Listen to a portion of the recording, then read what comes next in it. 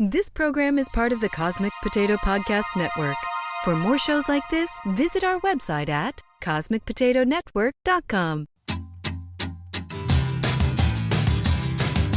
Watching television, watching television.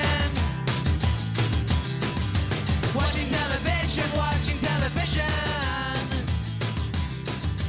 I need all the image, I need all the sound, I know the info right into my mind. Hey everybody, welcome back to Trial by Pilot. This is the show where we judge an entire series of television and the work of hundreds on one episode. I'm Bill Lynch. I'm Elizabeth Lynch. And we are talking about Shadow and Bone. Yes. On Netflix. This show has been on my radar, at least, for a very long time. Why? I think at some point I had just... Not to give anything away, but why? A while ago, I had just compiled a list of, like, shows that were, like, way on the horizon that people were looking forward to. Okay. And a lot of fantasy series came up that were based on, like, famous books. This, of course, is based on a book. Right. A series of books. I think the first one is called Shadow and Bone, but I think the show is going to be, ongoing throughout the series. Okay. So like Lord of the Rings was on there and some other fantasy stuff, and this was on there. And so I had it on my list. I didn't know much about it. And then when the trailer came out many months ago at this point, it was very intriguing and really well done and like very cinematic. So I was like, all right, at least the production of this looks good. Yeah. I know by now not to get my hopes up about any show or genre because Especially on Netflix, because it's so... Especially on Netflix, especially fantasy, Right. Because they can go south very quickly. So I was tempering my expectations, but it had been on my radar. So I was excited to finally watch it. Mm-hmm. You are hot off the pilot. Yeah, I just watched it a couple hours ago. Yeah, I watched it yesterday, I think. Yeah. So I haven't really had time to process it much. Like normally I have like a minute, like a day or two at least to just like kind of think about it. Like every now and then it'll like pop up in my head. I was going to ask if you about it. like this better or worse, just like watching and then recording. I don't know. I guess we'll see. Yeah. Because I just feel like my opinions of it, my thoughts of it are not like fully formed yet. Yeah. So that's like typical. Ouch. Just kidding. Wow. If you are a new listener to the show, we do a different TV series pilot every week. That's kind of the thing. Mm-hmm. But you should go on and subscribe on Apple Podcasts, Stitcher, Spotify, wherever you're listening to this. Subscribe to the show. Leave a review. It really helps us out. Tell friends about it if you enjoy it. Next week, we'll have a somewhat non-traditional episode in that we're having two guest hosts from Enough Wicker, a Golden Girls podcast. It's new favorite podcast. It's a little bit longer than usual, and we usually don't have two guests on. Right. But it's really fun. So yeah, I think you guys will like it, and I think that you'll really like them. So. But let's get into Shadow and Bone. All right, let's do this. Emphasis on the bone. Well, not yet. We'll talk about that. So our protagonist, Alina, is narrating at first, and there are scenes with both her as an adult and a child. Mm-hmm. And as an adult, she's a soldier in this army. She's visiting this strange phenomenon called the Fold. Mm-hmm. And it's basically like this massive continent-long barrier that nobody can get around.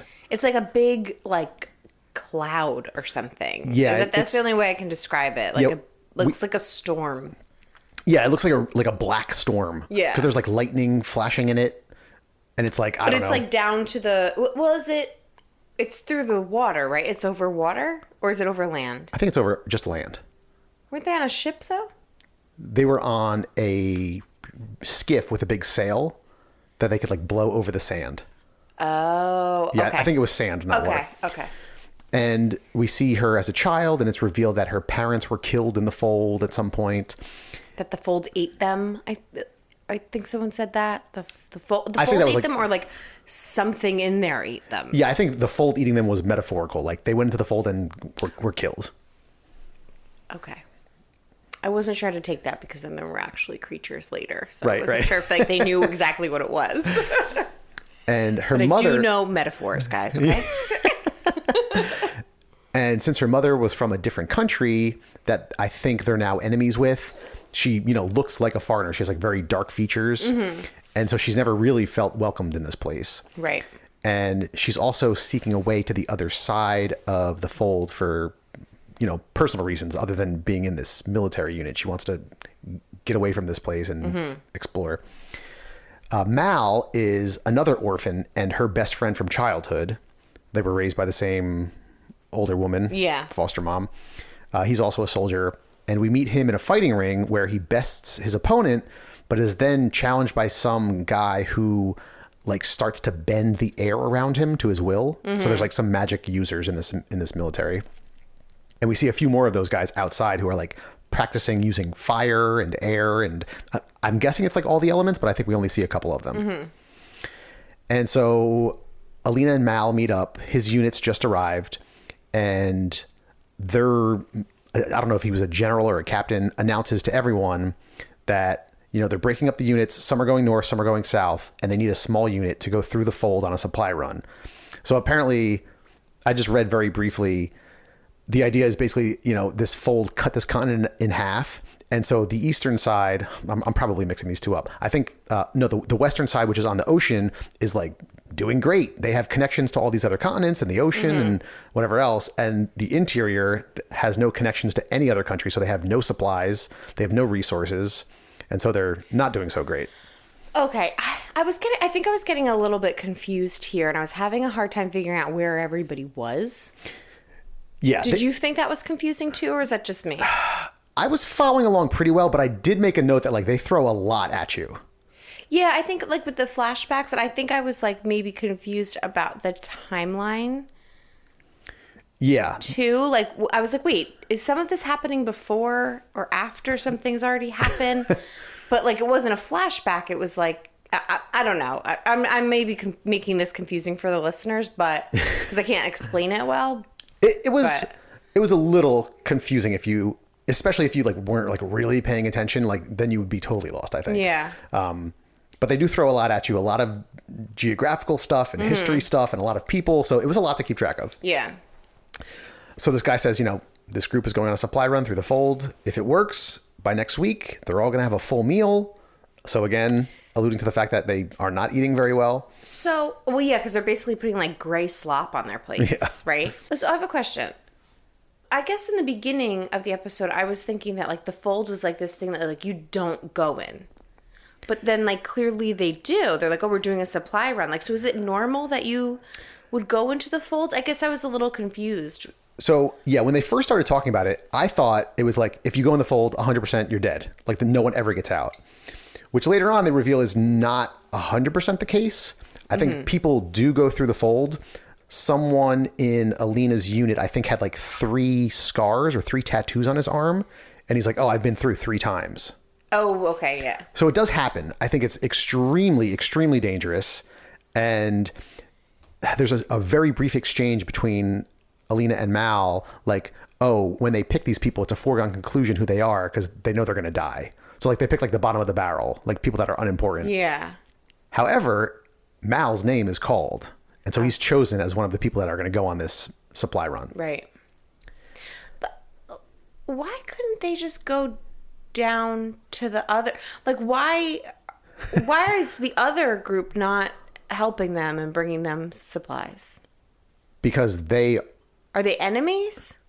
No. East Ravka and West Ravka are the same country or used to be the same country.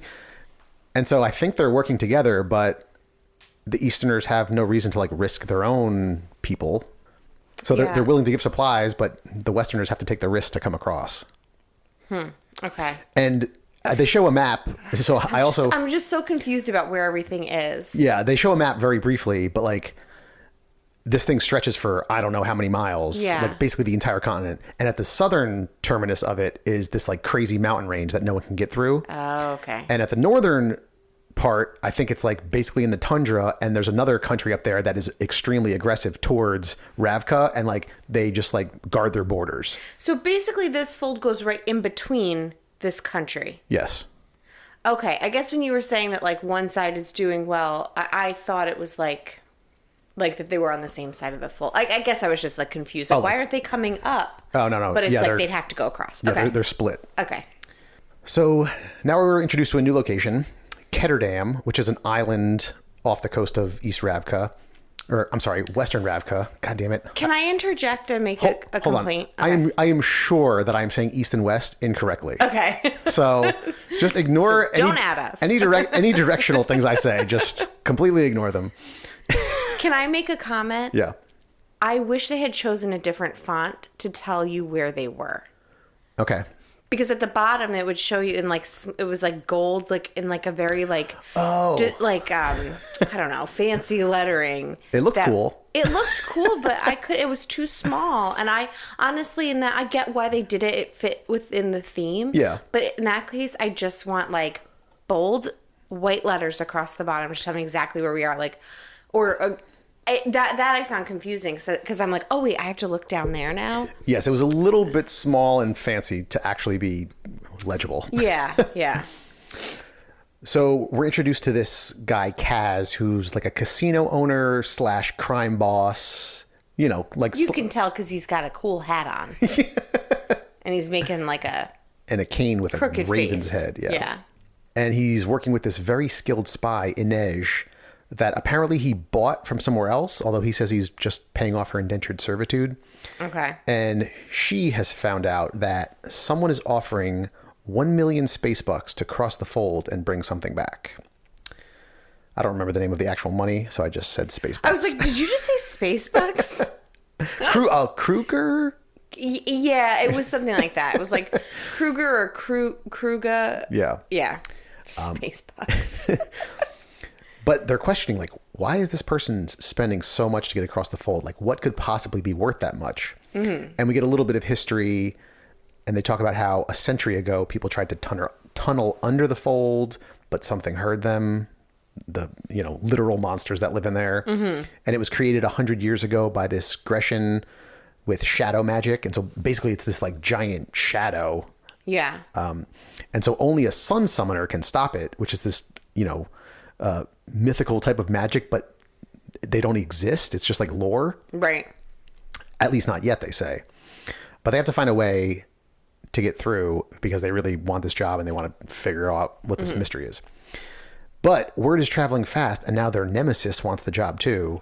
And we meet him threatening some guy to use his heart render to get someone to talk. They don't know who yet, but they need a heart render, which is apparently another power.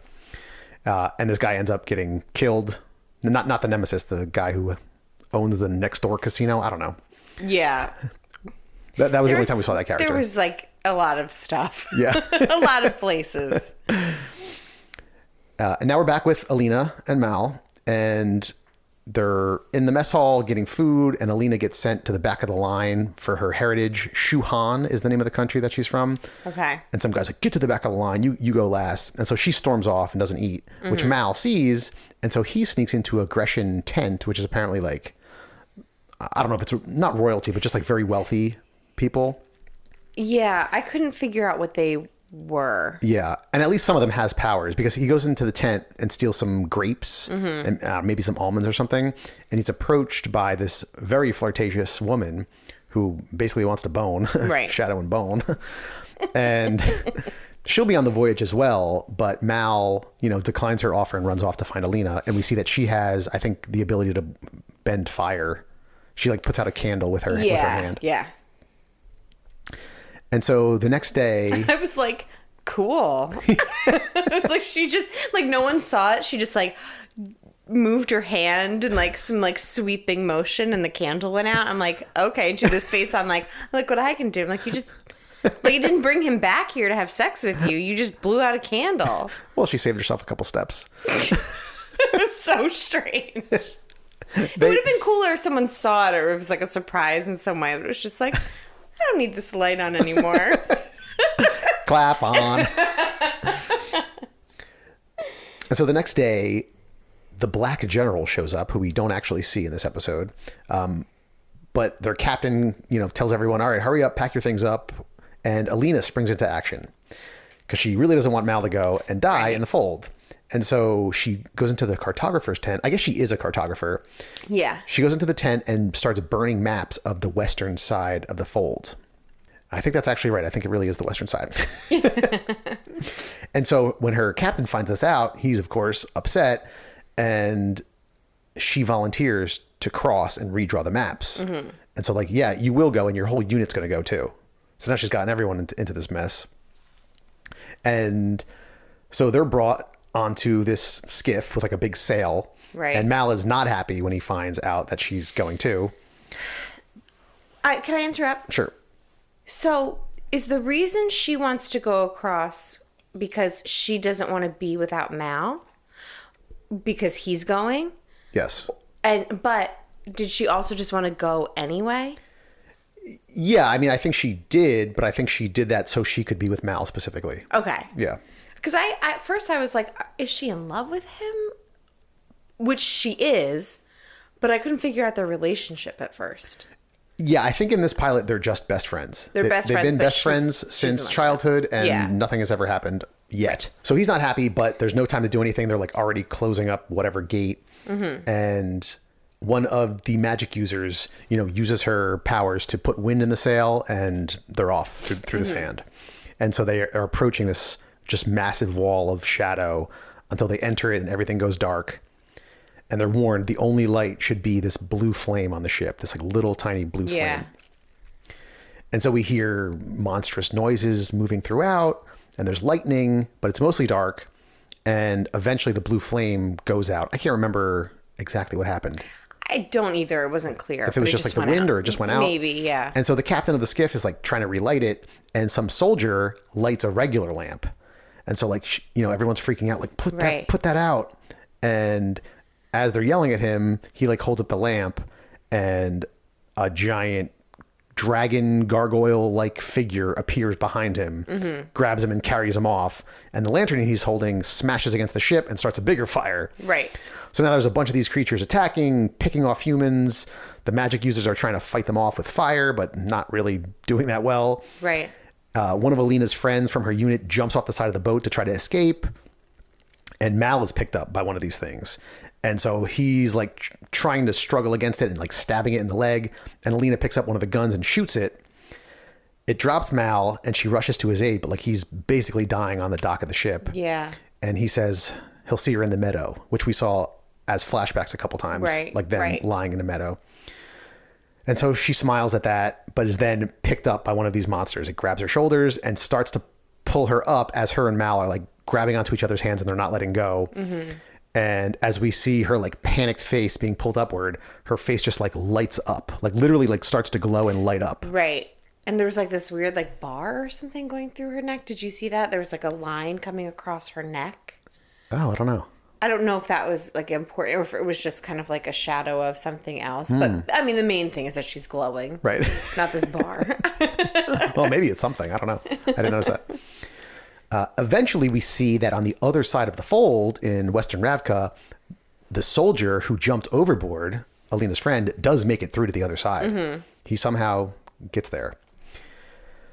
And so now we cut back to the island with the cool criminals. And they've hired this heartrender. So this is Kaz and his gang. They've hired this heartrender before their nemesis could. And they get access to this merchant's estate where he eventually reveals he has this soldier hostage who got through the fold. So now it's revealed that this is actually happening after the events of Alina and Mal. Yeah. Which didn't really matter that you didn't get it first, but now you kind of get it. Oh, okay. Yeah. Honestly, as you're going through this, it's so much is becoming clearer to me. Yeah. Because I was really confused about which side of the fold we were on, basically, or that I basically thought the other side of the fold was just like a complete mystery, not realizing that the characters we were seeing were on two different sides of the fold until the end. Oh, okay. I was like really confused about where we were. Okay. But now it makes sense. Well, yeah, I mean, even when he emerges, the other side of the fold looks kind of similar. Like it's very deserty. Yeah, like right there. Yeah. But then the rest of it is like normal, like Right. houses and businesses and... Yeah, you see that they're clearly better off and Right. wealthier and better dressed and everything else. Yeah. So anyway, this merchant has this soldier hostage. He like looks like shit. He's been beaten, probably. He's tied up.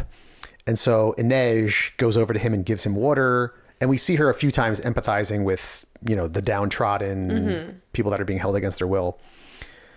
But this guy won't talk or can't talk. He's just like had this shock Yeah. of running through the fold, almost dying.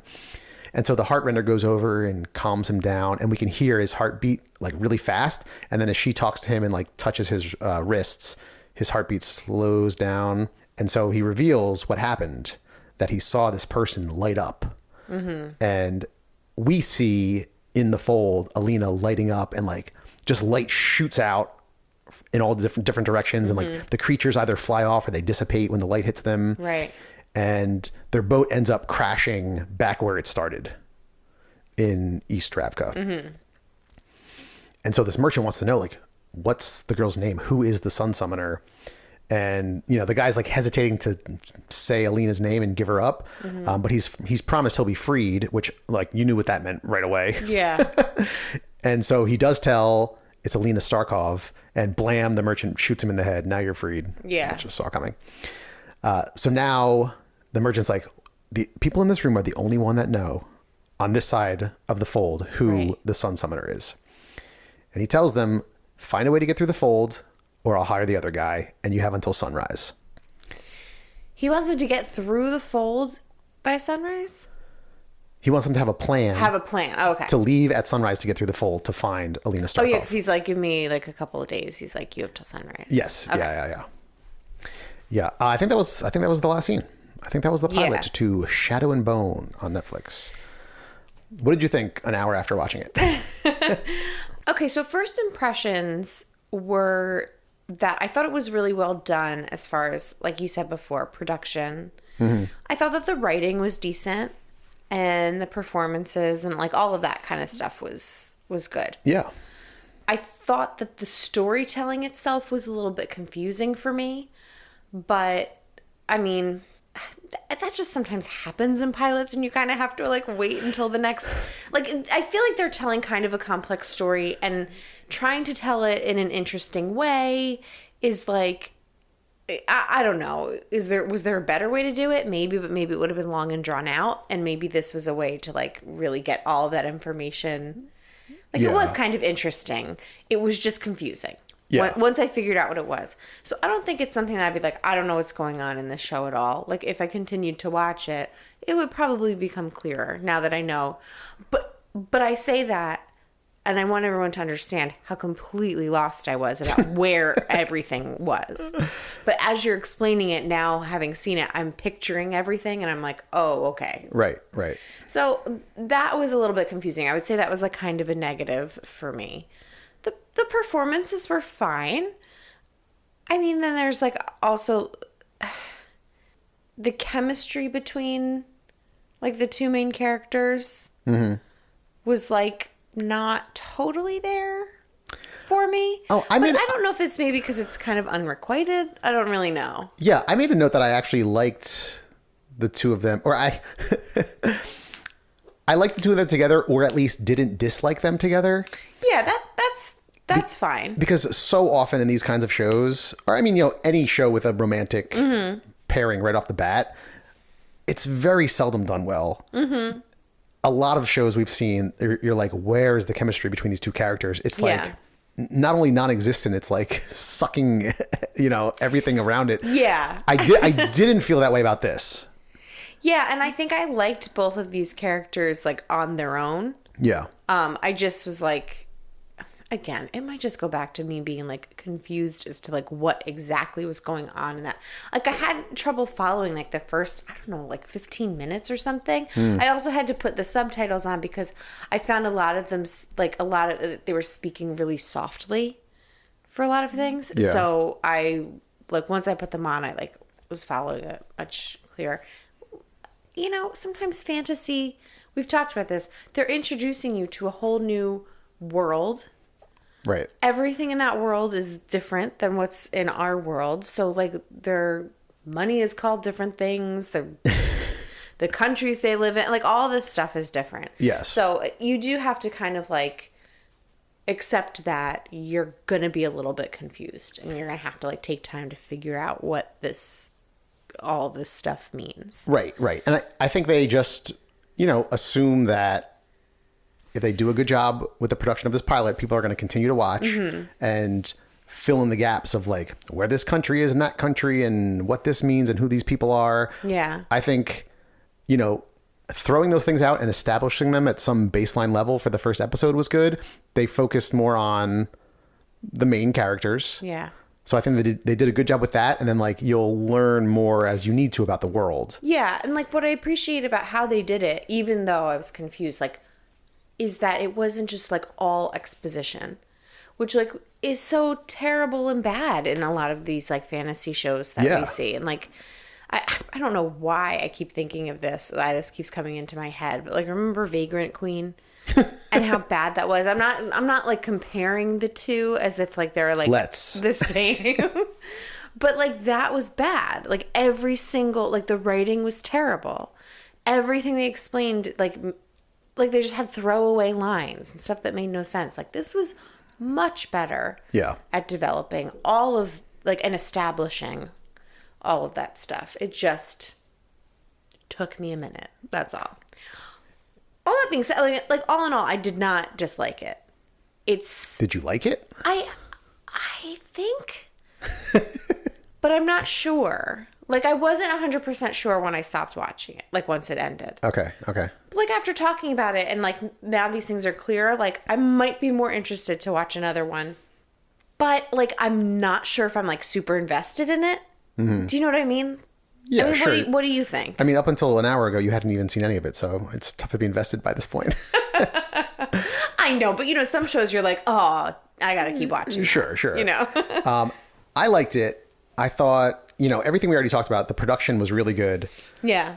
You know, Netflix spends an okay amount on a lot of their shows, but I think they had a pretty big budget for this one. Mm-hmm. And it looked really good. Yeah. Which, you know, you need to if you're going to go into a giant shadow yeah, thing like don't do that and bad. like have monsters and stuff. Yeah.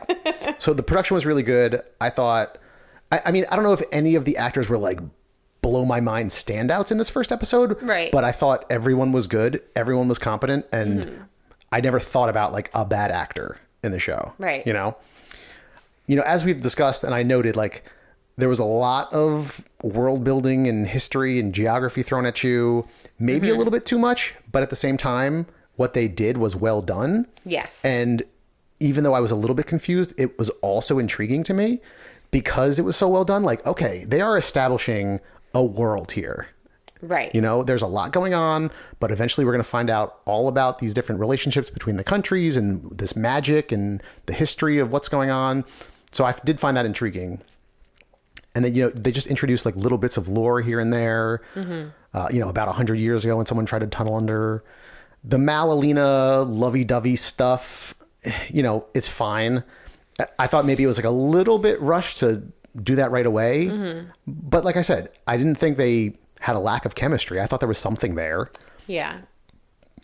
Plus, I mean, that was also part of her motivation for going. So I guess they did kind of have to establish that. Yeah. And, you know, maybe my expectations are so low for like teen romance, drama, whatever, that I was expecting it to be bad, but it wasn't. Right. So even if it wasn't like, oh my God, I need to see them kiss. Right. It wasn't quite to that level for me. I just like didn't, I mean, like at first I was like, wait, are they brother and sister or are they in love? Like, so Yeah. I just. The very first scene, I thought they were brother and sister Yeah. as kids, but then you quickly realize that Yeah. he's just friends. You know, even though, you know, some of it was not stereotypical, but like, you know, this guy has the criminal Kaz has like a cool hat and a cane with a bird on it. But like, I did think him and his crew were like pretty cool. Like Yeah. the assortment of those guys. Yeah, it didn't annoy me. Like, Yeah. he was kind of like, I don't know, maybe I rolled my eyes like a little bit at him, but like, you're right. It was like kind of a neat crew. Like, I'm kind of interested in them. Yeah. So. And, you know, even though, you know, they say that the two leads are teens in the show. I think they're supposed to be like 17 years old. They're actually like in their mid-20s, of course. But it didn't have a cheesy teen feel at all. Even Right. the Yeah, no, romantic it stuff felt like very adult and like well done. At least so far. So I'm intrigued and I'm going to continue to watch. I think there's a lot of promise. I thought the pilot was well done. So my fingers are crossed that this is actually going to be like a really cool, like epic fantasy series. Okay, so you're going to continue to watch. So maybe I'll go ahead and watch the second episode with you. And I think I could make like a better decision after that. Okay. I also think, like, if we had watched this together, we watched this separately, like, I probably would have stopped and, like, asked you a bunch of questions, like, as soon as we finished watching it. And so, because we didn't do that, and, like, I'm recording right after I saw it, like, it's really just kind of, like, I'm still processing it. Yeah. But yeah. I really didn't, like, know what to expect from it at all. So, like, I'm kind of, like, impressed with what I saw. So, I mean, you know, I'm mostly joking when I say this, but like, our bar is pretty low for a fantasy series and Netflix series because we've seen so much crap of both. And this delivered, I think, on both of those fronts. A fantasy Netflix series that was actually well done, well acted, well written. None of the dialogue felt cheesy. The production value was really good. So I'm hoping it lives up to that first episode. yeah. Yeah. Do you think Shadow and Bone will get a second season on Netflix? I'm going to say probably yes, because it's based on a, like, fantasy series already. Yeah. Like a book, so... Well, I don't know if that means Netflix wouldn't just randomly pull the plug. Yeah, but I mean, that's my best guess. Yeah, I think it will. Yeah. I think, I mean, again, based on the pilot, I think it was pretty good, and I think people are going to like it. Yeah. So, would you recommend Shadow and Bone? Yeah, I think I would. I would recommend it if you, like, A, you're into fantasy, or B, like, if you're kind of, like, into this, like, YA fantasy thing. Like, you know. Yeah, I mean, I think this will be popular because I think it does fit that YA kind of market, but it also fits people that are older than that and aren't necessarily into YA stuff. Yeah. I mean, I think it works on both levels because I'm not really into that kind of thing. You know, I often roll my eyes at like teen shows like that, which is like part of the reason why like the Winx saga on Netflix we didn't watch because I just heard it was just like such cheesy, sappy YA stuff. Apologies for anyone that enjoys that show. I haven't actually seen it, but I think you can enjoy it on both levels. I don't think it veers too much into either territory. Yeah, you know. I'm curious, like, what the books would have been like, because I read and enjoyed The Hunger Games. I think you read a couple of those too. I don't know if you ever finished the series. I did not. I think I only read the first one. And I enjoyed those books, but, like, then the movies, I didn't really get into the whole, like, fandom of the movies. Like, I think I saw one of them, and it's like, okay, but to me, it became, like, so much more about, like, the actors then, and I wasn't as interested in that. Right. You know? Yeah. The same thing happens with Twilight. Like, I read and enjoyed the Twilight novels, and then, like, once I think I saw like 2 of the movies, and then I just became less interested because maybe, I don't know, I'm unpacking something here. It just becomes like a little bit less interesting when it's more like becomes about like the fandom of these like actors and people seeing them as their characters. Sure. But I'm not into like fandom things. Like, I don't mean that as an insult. I'm just like, I don't really get into that. Yeah. But anyway. Yeah, I mean, I would recommend it. I think if you're into fantasy, definitely. And then even if you're just looking for like a big, grandiose series, I think this might fit that. Yeah. You know, I think like Game of Thrones was a fantasy show with magic and zombies and dragons and all kinds of weird shit that became one of the most popular shows of all time. A lot of people that weren't into that beforehand became Game of Thrones fans. And I think this could be that kind of show. Yeah. You know, it's obviously way early to say that it'll be that big, but yeah, I hesitated to bring up Game of Thrones before only because it's like, you know, Game of Thrones was, you know, one of the best series that we watched. You know, it was so like, anyway. Yes, I know. You know, it was just so good. But I guess in my mind, I kept thinking about it because I kept comparing. It was like that is like how I watched fantasy. I didn't watch any fantasy before Game of Thrones. Right. So I was kind of comparing it to it in my mind because I kept thinking like, wow, the production of this is really good. Is it HBO level Game of Thrones? No, but like, sure. I thought that all of it, like nothing looked cheesy to me. I thought that they like were pretty like careful about everything that they were doing and how they were like establishing, you know, now that I understand what was where. Yeah.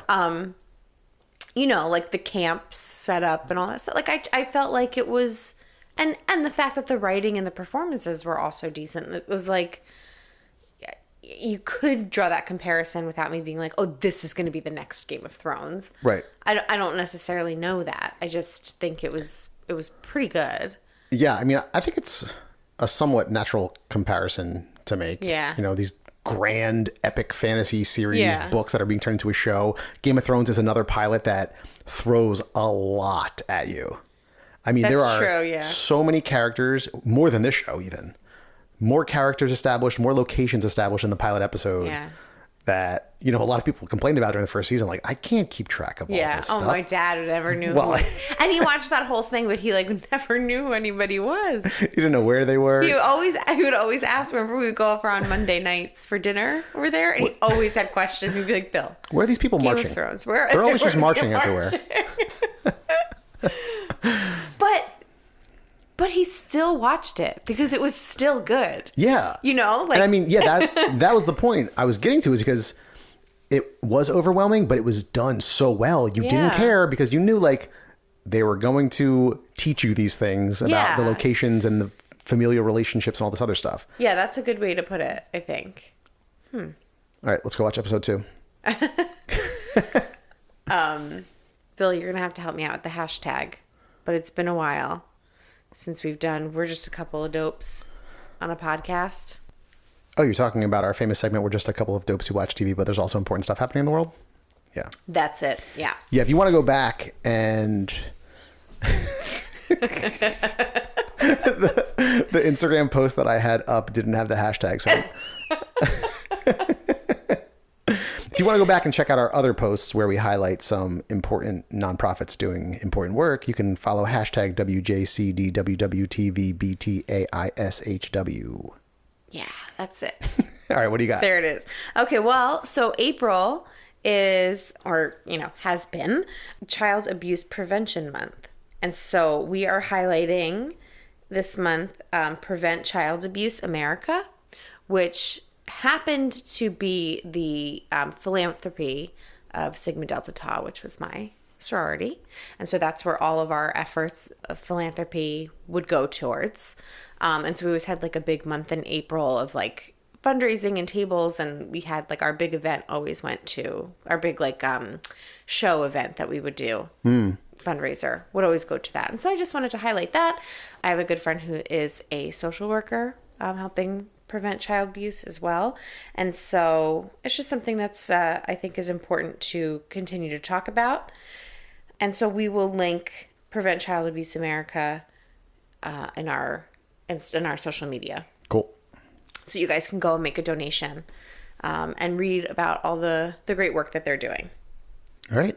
Anything else about Shadow and Bone? No. Last call. I mean, let's go watch it. All right. If you have suggestions on shows for us to watch, you can email us at trialbypilot@gmail.com. You can find us on Facebook, Instagram, and Twitter at trialbypilot. And I already did the stuff where I tell you about subscribing and reviewing. Yes. Oh, and I did not yet thank the Beats for providing our theme music, so I'm going to do that right now. Okay, go ahead. And thank you to the Beats for providing our theme music. Thanks, Beats. Bye, everybody. Bye. Watching